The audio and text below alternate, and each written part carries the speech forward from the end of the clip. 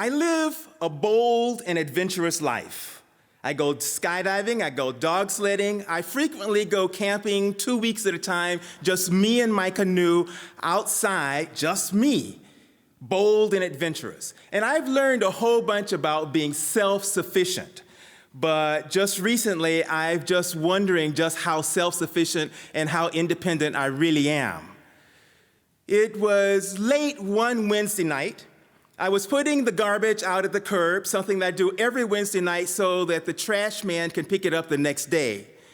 And as I was rolling my barrel of trash to the curb, I looked down at my foot, and there was, walking next to me, just big and bold and nonchalant, a big, fat, ugly rat. I hate rats.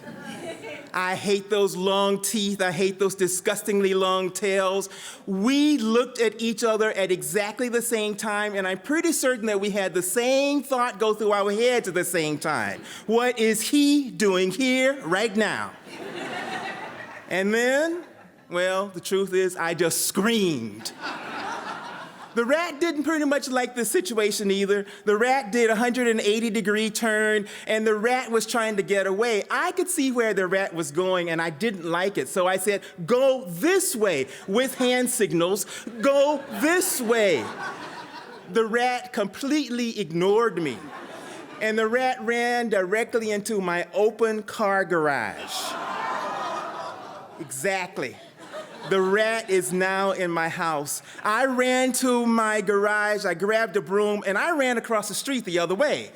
Now, I did that because, all right, the truth is I was scared, but the other thing is I knew that the rat was not going to come out of my garage as long as I was standing in front of it, so I needed to be away. The rat never came out. So I had to go back inside, and that night as I got ready for bed, I closed the doors and the windows and any place else that the rat might be able to come into my bedroom. I got in bed, I pulled the covers over my head because the last thing I wanted was to see a big ugly rat staring at me and licking his lips. The next morning I got up and I called the exterminator and I said, come now. It was going to take the exterminator 3 days. And I said, oh, no. He said 3 days.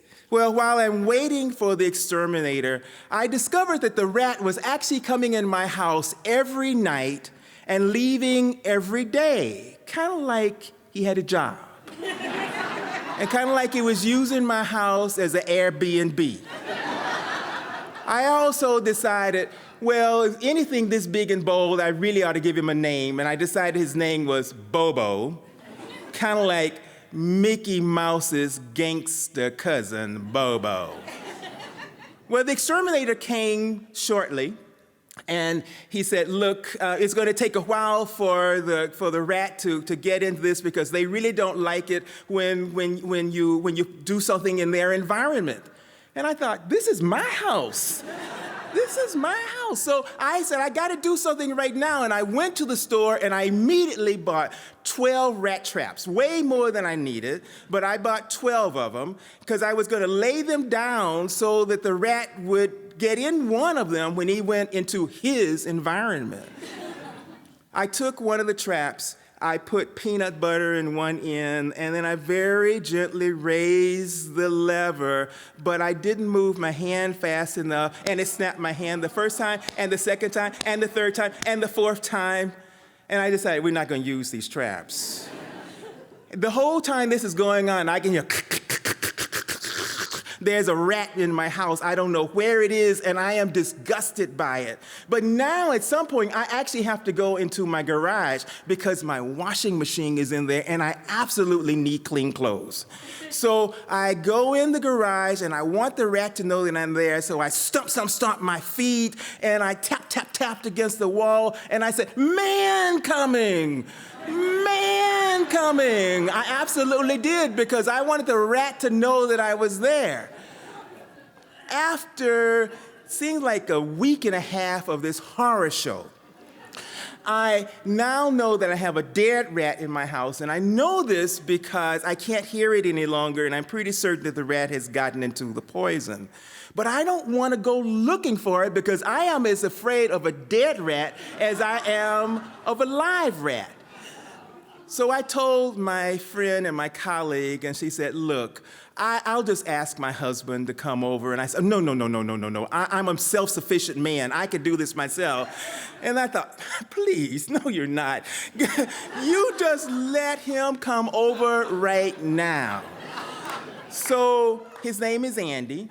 He came to my house. I directed to him where I thought the rat was, and I immediately went as far away on the other side as I could because I didn't want Andy or anybody else to see what was going on. Andy left, and he took the rat with him, and after Andy left, I started thinking I could take a deep breath because for the first time in a week and a half, I could actually breathe and it be in my house again. And I thought, it is all right if sometimes I ask somebody else for help.